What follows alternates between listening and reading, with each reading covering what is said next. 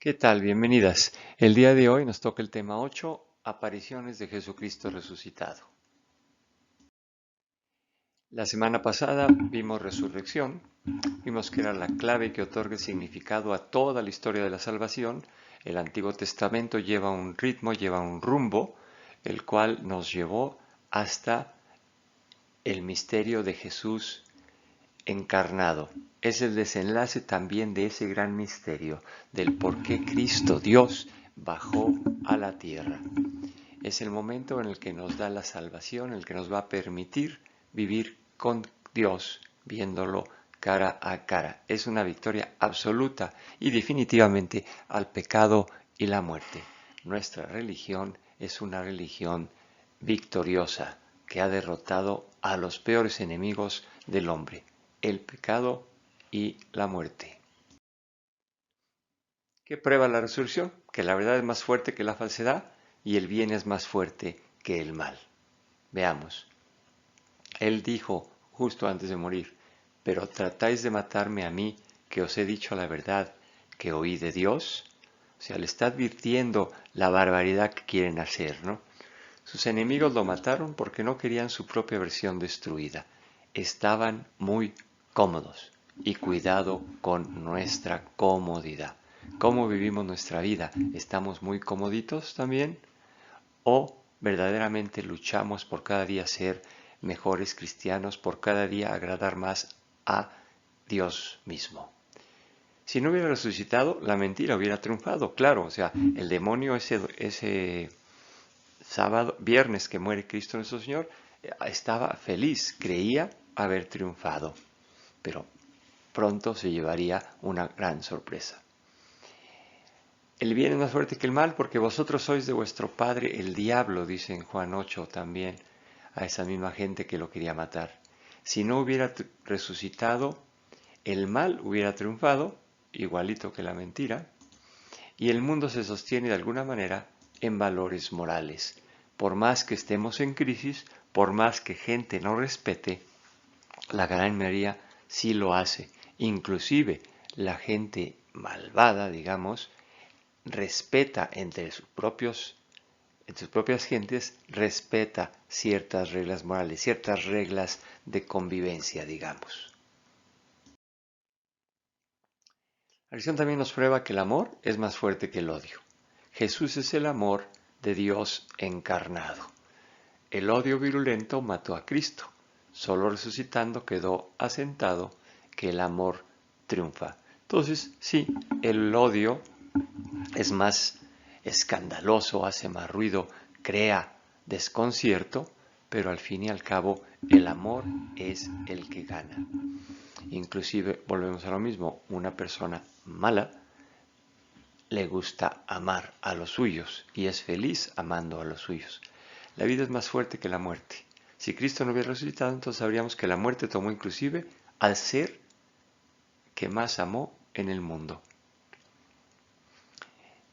Cristo, nuestro Señor, nos comprobó muriendo en la cruz que Él amó y amó hasta el extremo, ¿no? Esa fue una de sus enseñanzas más grandes, ¿no? Que el amor no tiene límites, que el odio humano por fin había conquistado el amor de Dios.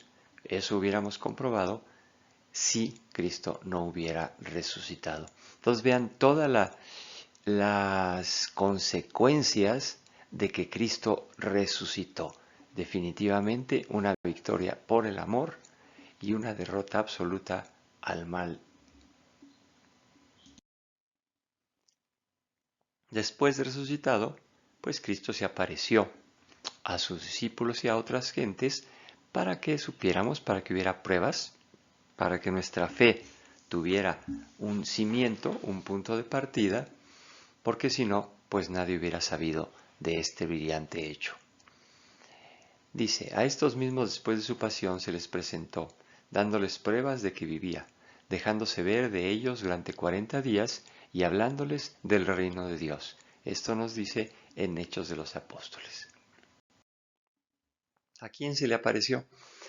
A Mateo, a María Magdalena y la otra María, a los 11 discípulos y en Galileo. Marcos nos cuenta a María Magdalena, a 2 discípulos que iban en camino a una aldea y a los 11 discípulos en Jerusalén. Lucas nos dice a los discípulos que iban a un pueblo llamado Emaús, a Pedro, a los discípulos en Jerusalén, terminada en Betania, a los apóstoles en la Ascensión.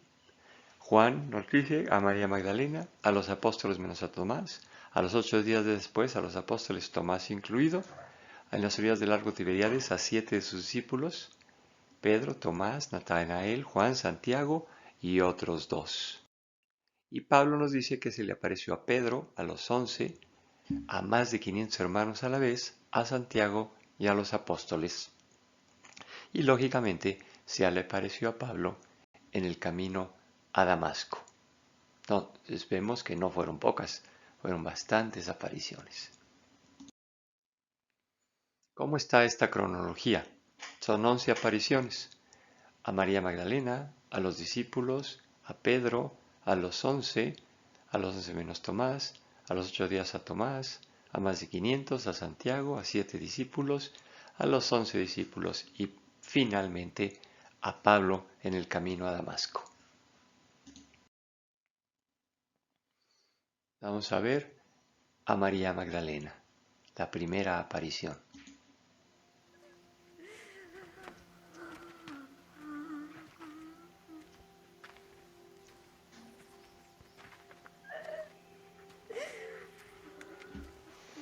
While she was still crying, she bent over and looked in the tomb.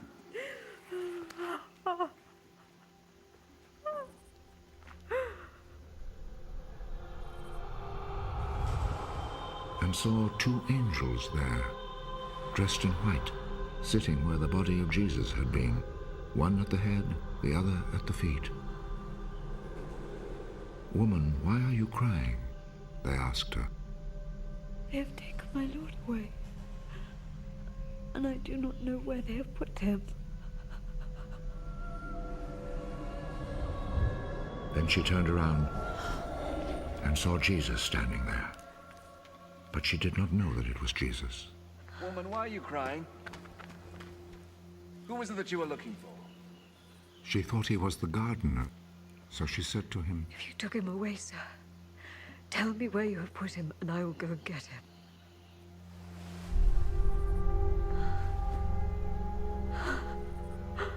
Mary. Rabboni. Do not hold on to me, because I have not yet gone back up to the Father. But go to my brothers and tell them, I am returning to him who is my Father and their Father, my God and their God. So Mary Magdalene went and told the disciples that she had seen the Lord, and related to them what he had told her.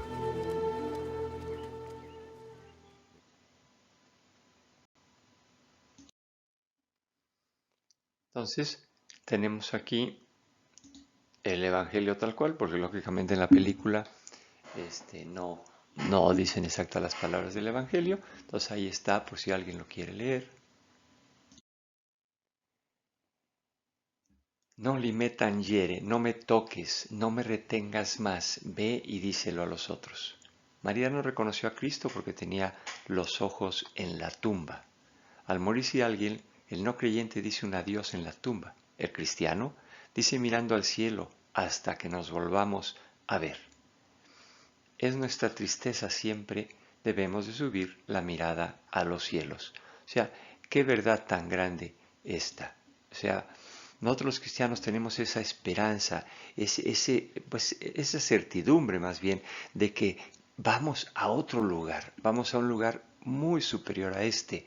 Nuestra pena es porque vamos a extrañar a la persona, pero no por la persona. La persona está de lujo, feliz en el cielo. Entonces acostumbrémonos a mirar a los cielos cuando estamos tristes. Después tenemos los discípulos de Emaús. En esta no nos vamos a detener mucho porque ya lo analizamos en una reflexión pasada. De Emaús nos vamos a tocar 3 puntos. El cristiano camina hacia el amanecer y no hacia la puesta del sol. Recordamos cómo los discípulos de Emaús iban hacia abajo y una vez que Cristo se revela, suben a Jerusalén, es decir, espiritualmente crecen.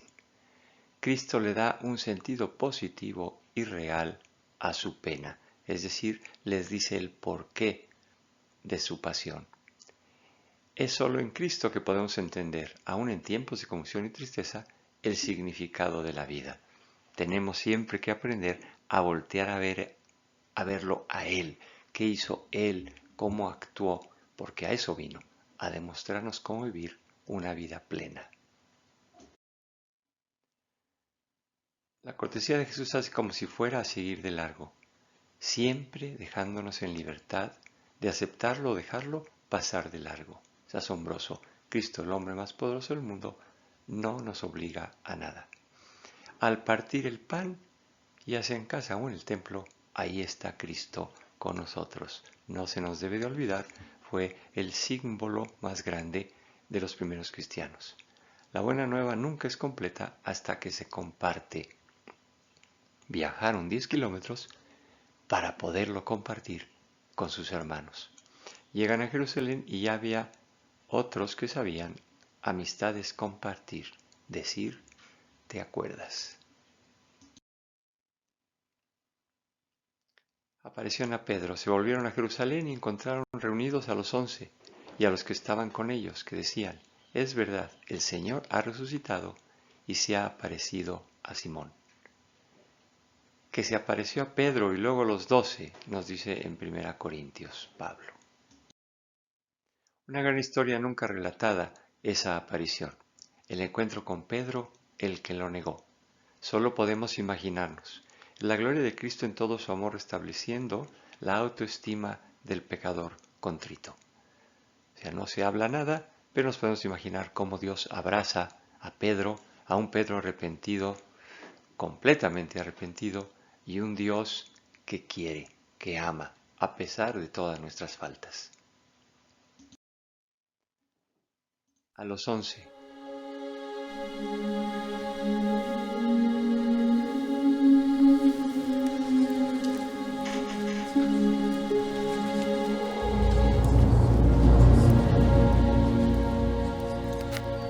Paz a vosotros.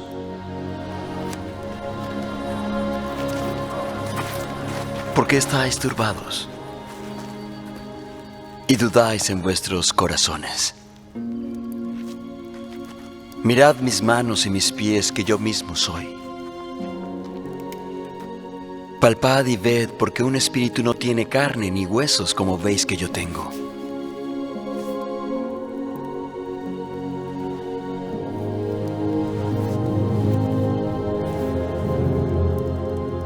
¿Tenéis algo de comer? Estas son las palabras que os hablé, estando aún con vosotros. Que deben cumplirse todas las cosas que están escritas en la ley de Moisés, y en los profetas, y en los salmos concernientes a mí. Así está escrito. Y así fue necesario que el Cristo padeciese y resucitase de los muertos al tercer día, y que se predicase en su nombre el arrepentimiento y la remisión de pecados en todas las naciones, comenzando desde Jerusalén. Y vosotros sois testigos de estas cosas. Y he aquí, yo enviaré la promesa de mi Padre sobre vosotros. Mas quedaos en Jerusalén, hasta ser investidos con poder de lo alto. Paz a vosotros. Como me envió el Padre, así también yo os envío.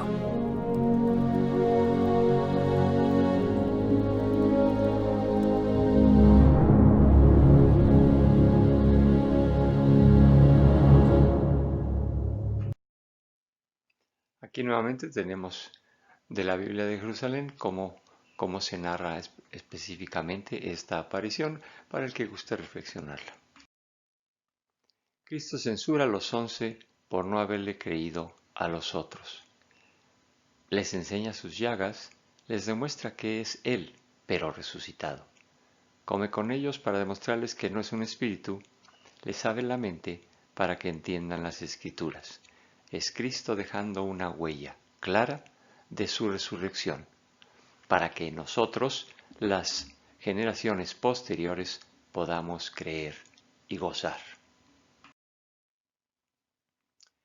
La realidad de la resurrección no era un fantasma. Cristianidad no está fundamentada en una visión o en mentes distorsionadas, sino en Cristo que venció la muerte y resucitó. En la resurrección, cuando Cristo aparece, no es que estuvieran meditando y estuvieran fumando alguna hierba rara, que estuvieran buscando a ese Cristo como para que hubiera sido una visión. No, ellos estaban reunidos y Cristo era el que aparecía, sin ellos esperaba. Por eso es que se pasmaban, por eso es que decían, ¿qué es esto? No puedo creer, porque Cristo es el que se aparece, como siempre en nuestra vida también Cristo es el de la iniciativa. Pero lo importante aquí es que Cristo se aparece y por lo tanto no es una visión, sino es una realidad. La necesidad de la cruz. La cruz es la gloria final de Cristo. Es donde vemos el amor absoluto de Cristo. Esa es la gran paradoja nuevamente de Cristo, que una cruz, un lugar para un ser muy, muy bajo, un ser que era lo peor en la sociedad, Cristo lo convierte en el signo de victoria de la verdad. Y a trabajar. Ya no pueden quedarse en el cenáculo, tienen que salir a compartir la buena nueva. Así nosotros, como nos incita el Papa Francisco, salgan a las calles, salgan y recuperemos a tanto cristiano que no cree, que es tibio, porque se ha dejado llevar por la mercadotecnia, por este mundo materialismo, por siglos desde la Ilustración, donde ya no se quiere lo espiritual, porque creemos que el hombre puede solo. Nosotros tenemos la dicha de no creer eso, la dicha de creer en un Cristo resucitado, y tenemos la obligación, y además deberíamos tener las ganas. Cuando nace un hijo nuestro no lo escondemos en el ático. Cuando nace un hijo nuestro le decimos al mundo entero que nació porque estamos felices. Bueno, si tenemos la dicha de conocer a Cristo, tenemos la obligación de salir a evangelizar. Y es por eso que nos estamos preparando, no para nosotros tener el conocimiento, sino para poderlo compartir. Recuerden que siempre en todo lo que Dios nos da debemos de preguntarnos el para. Y el para, en nuestro caso, es para evangelizar. Lo que yo aprendo sobre mi religión, lo que me llena de gozo de mi religión, lo tengo que compartir. Otra verdad es el secreto del poder. Tuvieron que quedarse escondidos en Jerusalén hasta que les llegara el poder de lo alto. Si necesitaba Cristo sus tiempos, Él sabe cuándo, dónde y cómo, y hay que tener fe. No es cuando nosotros queramos, no es un microondas, hay que esperar los tiempos de Dios. Y lógicamente existe tiempo para trabajar por Dios. Tenemos que saber cuándo, dónde y por qué. En tiempos de espera nos tenemos que preparar para la tarea. Si no se vale decir, ahorita no es cuando, ya me quedo. No, hay que prepararse para esa tarea. Por ejemplo, en esta pandemia, pues nos tenemos que preparar. Gracias a Dios tenemos internet y como todos ustedes estamos escuchando esa plática, estamos escuchando otras, viendo misa por este medio también. Hay tanto que nos da, gracias a Dios, la religión católica, que no sabemos ni a qué, no nos da tiempo de ver tanto. Entonces, aprovechemos para prepararnos y cuando podamos salir de la pandemia, salgamos listos y preparados para anunciar quién es Cristo.